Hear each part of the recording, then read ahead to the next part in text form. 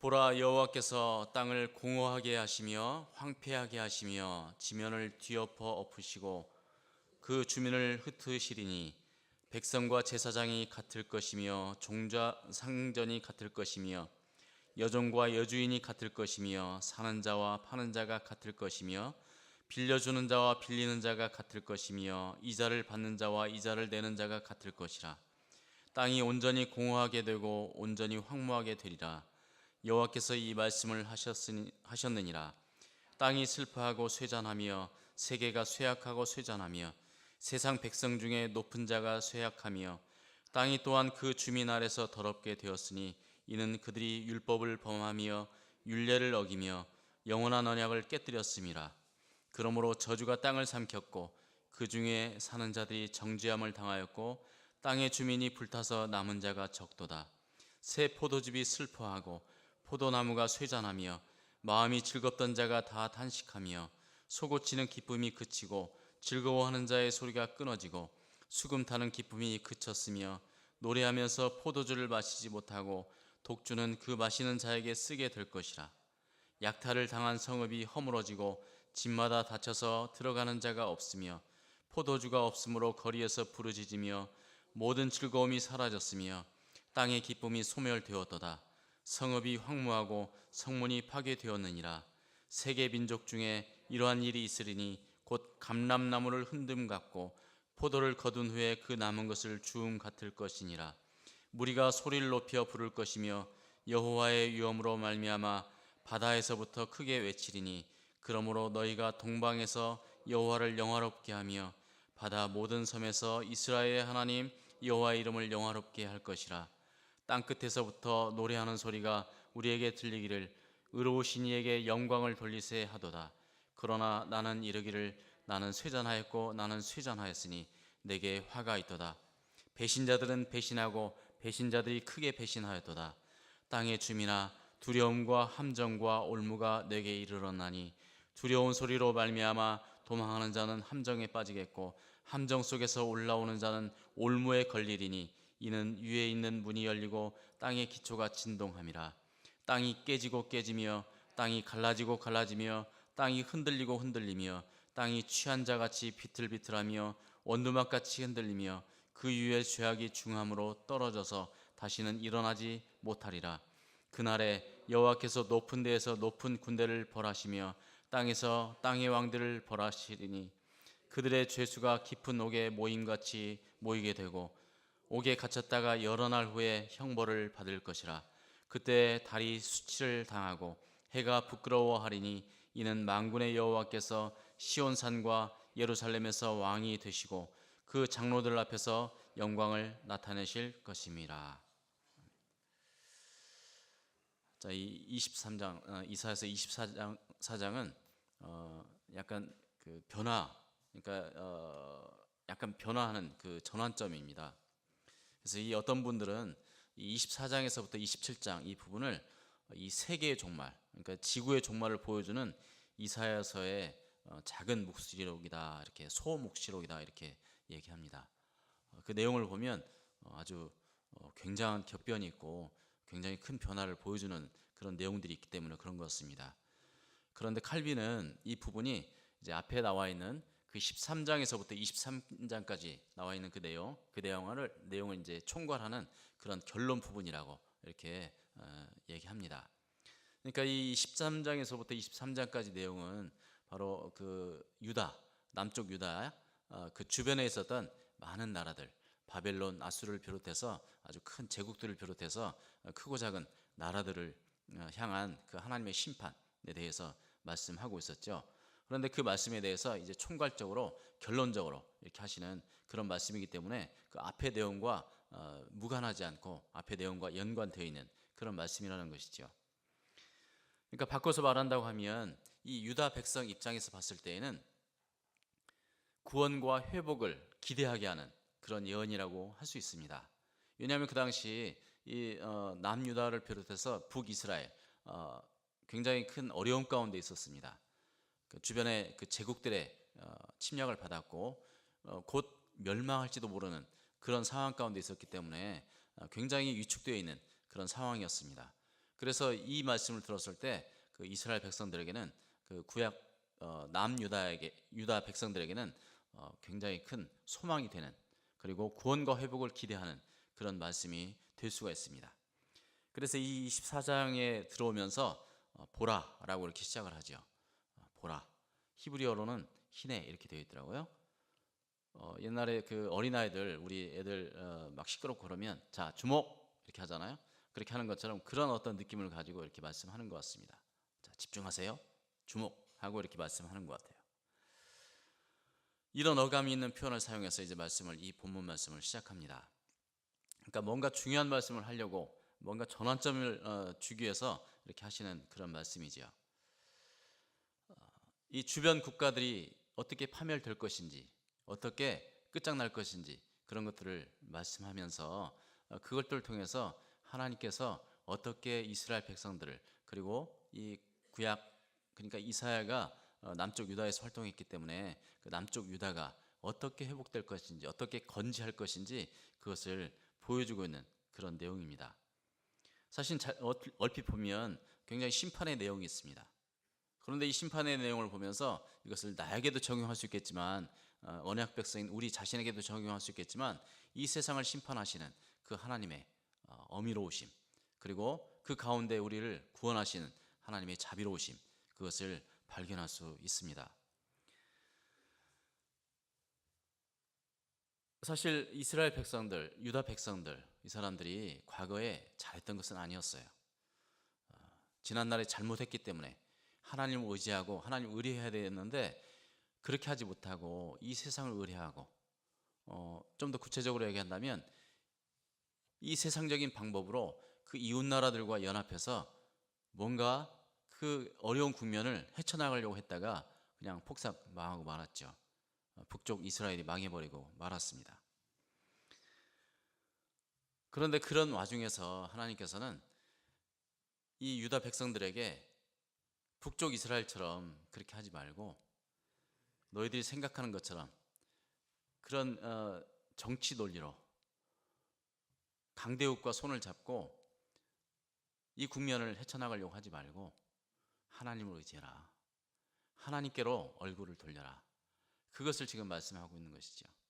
이 시대가 어느 시대였냐면 히스기야 왕 시대였습니다. 우리가 잘 알고 있다시피 히스기야 왕은 이 종교개혁을 아주 잘했던 그런 왕 중에 하나였습니다. 그리고 이 말씀이 주어진 그 시기가 어떤 학자들은 아마도 주전 705년경이 될 거다라는 얘기를 합니다.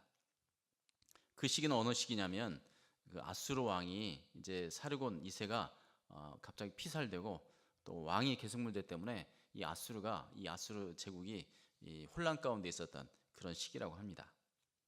어쨌든 이런 시기를 틈타서 어떻게 보면 그런 시기를 볼 수 있는, 그런 상황을 볼 수 있는 그런 안목이 이 히스기야 왕에게도 있었던 것 같습니다.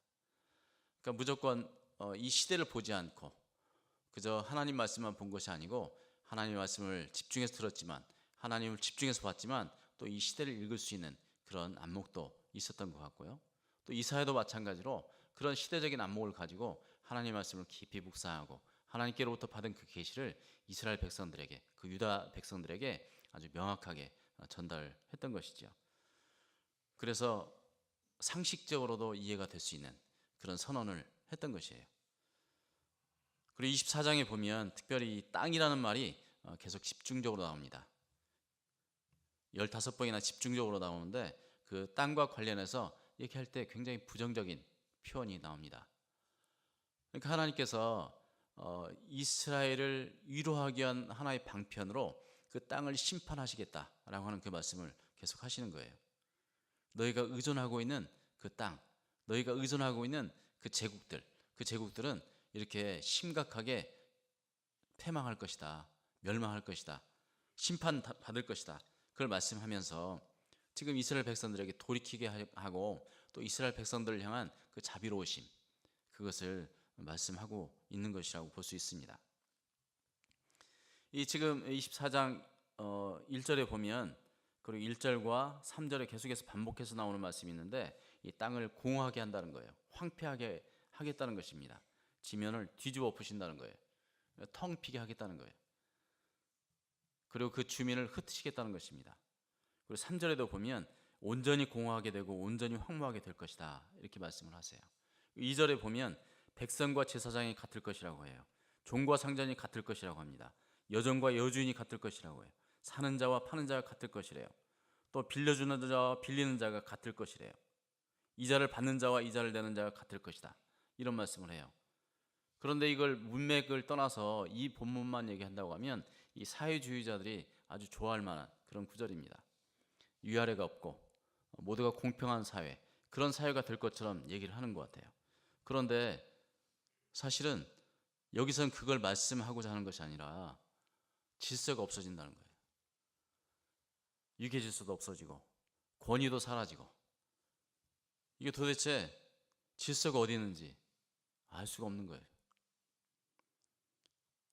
마땅히 권위가 주어진 분에게 권위를 인정하고 그 질서가 있어야 되는데 그렇게 되지 않는다는 거예요. 이 경제 질서도 다 깨져버려서 무질서 상태, 무정부 상태가 되어버렸다는 것입니다. 결국에는 이 3절에서도 다시 반복하지만 그래서 땅이 온전히 공허하게 되어버린다는 것이에요. 온전히 황무하게 될 것이라는 거예요. 텅 비어버리는 그런 모습이에요. 우리 시대를 본다고 한다면 이 건물들은 멀쩡하게 있는데, 겉보기에는 멀쩡하게 있는데 속이 텅 비어버린, 사람들이 아무도 없는 그런 텅 비어버린 삭막함, 그런 모습을 보여주고 있는 거예요. 겉이 화려하면 화려할수록 그 텅 빈 모습은 더 비참하게 보이는 거죠. 바로 이스라엘이 의존하고 싶어 했던, 그 남유다가 의존하고 싶어 했던 그 강대국들이 그렇게 될 거라는 거예요. 의존하지 말라는 것이죠. 4절에 보면 땅이 슬퍼하고 쇠잔하며 세계가 쇠약하고 쇠잔하며 세상 백성 중에 높은 자가 쇠약하게 될 거라는 거예요. 이거 유아리가 없어지니까 권위도 다 땅에 떨어지고, 그러니까 다 힘이 없어지는 거죠. 모두가 힘이 없어요. 모두가 힘 있는 것 같지만 모두가 힘이 없어지는 거예요. 무질서 상태가 되어버린 것이죠.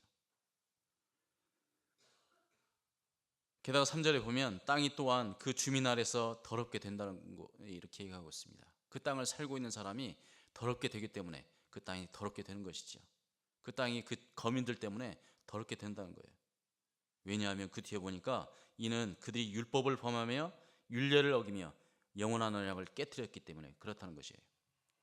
하나님을 향한 그런 율법과, 하나님께서 주신 그 율법과 율례를 어길 뿐만 아니라 하나님과 맺은 그 언약조차도 어겼다는 것이에요. 그런 풍조가 가득하다는 것을 보여주고 있습니다. 뿐만 아니라 사람들이 세운 법조차도, 사람들이 그 질서를 위해서 세우는 그 법조차도 우습게 생각하고 어기고, 또 사람들과 약속을 했던 것도 다 깨뜨리는 그런 모습을 보여주고 있는 것이에요. 완전히 무질서 상태죠. 도대체 신뢰할 수가 없는 그런 상태가 되는 것이에요. 그래서 그 땅조차도 더럽게 되었다는 것입니다. 권위자의 권위는 땅에 떨어지고 무법사회가 되어서 약속한 것도 쉽게 어기고 깨뜨리는 그런 사회, 그런 세상의 특성을 보여주고 있습니다. 그래서 6절에 보면 그러므로 저주가 땅을 삼켰고 그 중에 사는 자들이 정죄함을 당하였고 땅의 주민이 불타서 남은 자가 적도다. 사람이 갈수록 적어지는 거예요. 그뿐만 아니라 7절, 8절, 11절에 보면 계속해서 반복해서 얘기하는 것이 이 즐거움과 기쁨이 사라졌다고 얘기하고 있습니다. 뭔가 즐거우려고 기뻐 보려고 포도주를 마시지만 즐거움이 없다는 거예요. 나중에는 기쁨을 위해서, 즐거움을 위해서 포도주를 찾지만 포도주조차도 없어진다는 그런 모습을 보여줘요. 이 기쁨이나 즐거움이 근본적으로 사라지는 것을 묘사하고 있습니다. 그 어떤 즐거움도, 그 어떤 기쁨도 사라지는 그런 모습. 사람이 있어야 되는데 사람도 없는 그런 적막한 모습, 그런 모습을 보여주고 있어요. 참 비참한 환경이 아닐 수 없습니다. 겉모양은 덩그러니 있지만 내용이 없는 거죠. 사람이 있긴 하지만 즐거움이 없는 거죠. 기쁨이 없는 거죠. 얼마나 비참해요. 그게 바로 이 세상의 현실이라는 거예요. 너희가 의존하고 있는 그 제국, 그 세상의 모습이라는 거예요. 그게 현실이라는 거예요. 그들이 가지고 있는 현실이라는 거예요. 그런데 그것을 왜 의존하고 왜 그것을 의지하냐는 것이지요. 기쁨도 없고 즐거움도 없고 그 기쁨과 즐거움을 찾기 위해서 포도주를 찾지만 그런 것도 없는 그런 세상, 그런 세상을 왜 의지하느냐, 그거예요. 이 세상이 즐거울 것 같고 이 세상이 커 보일 것 같고 그렇지만 그 속에는 그건 다 허상이라는 거예요. 그것들은 다 제한적이고 일시적이고 다 사라질 것들이죠. 이 세상의 권력 크게 보이지만 그것도 다 사라질 거라는 거예요. 이 세상의 돈, 명예 다 없어질 거라는 거예요. 그 속에 기쁨이 있거나 즐거움이 있지 않고 그 속에 어떤 소망이 있는 것이 아니라는 것이에요. 그런 것들을 의지하지 말라는 거예요. 그래서 결국에는 14절, 15절 거의 결론 부분에 가면 이제 그 뒷부분에 가면 그러므로라고 시작하는 그 부분 14절부터 보면 이제 하나의 또 반전이 일어납니다. 무리가 소리를 높여 부를 것이며 여호와의 위엄으로 말미암아 바다에서부터 크게 외치리니 굉장히 적막한 가운데 아주 큰 소리가 나는 거죠. 그리고 15절에 보면 그러므로 너희가 동방에서 여호와를 영화롭게 하며 바다 모든 섬에서 이스라엘의 하나님 여호와의 이름을 영화롭게 할 것이라. 하나님께서 이스라엘 백성, 그 하나님의 백성을, 하나님의 언약 백성을 회복시키는 모습을 보여주고 있습니다. 16절에 보면 땅끝에서부터 노래하는 소리가 우리에게 들리기를 의로우신 이에게 영광을 돌리세 하도다. 그런데 그런 와중에 또 20절에 보면 또 하나의 현상이 있습니다. 그러나 나는 이르기를 나는 쇠잔하였고 나는 쇠잔하였으니 내게 화가 있도다. 배신자들은 배신하고 배신자들이 크게 배신하였도다.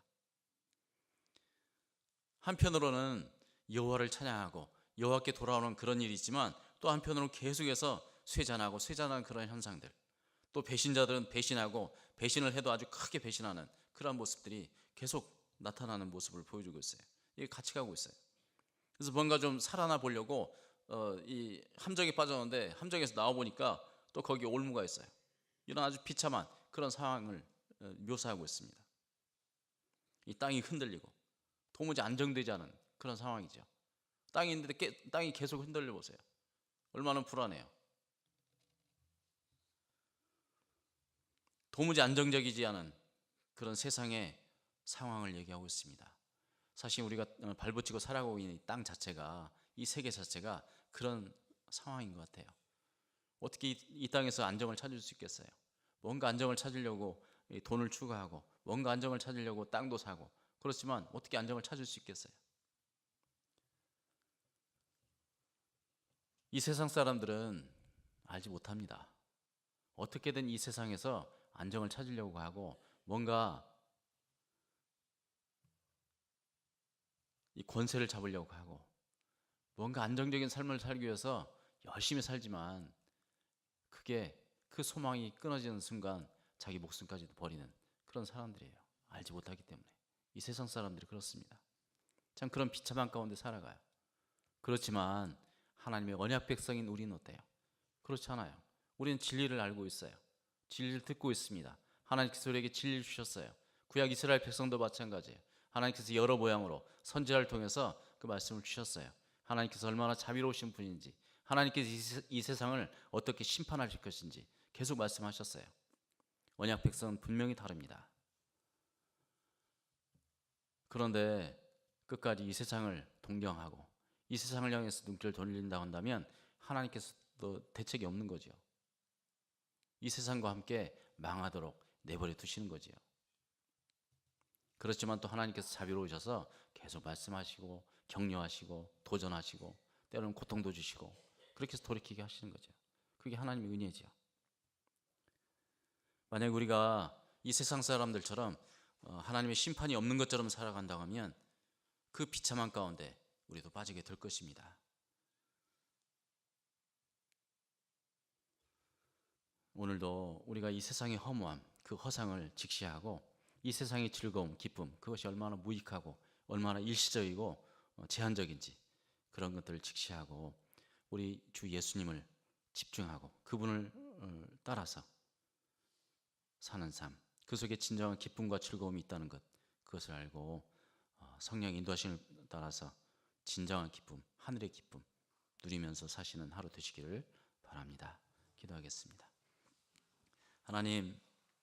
하나님께서 우리에게 주시고자 하는 그 크신 사랑을 인해서 감사합니다.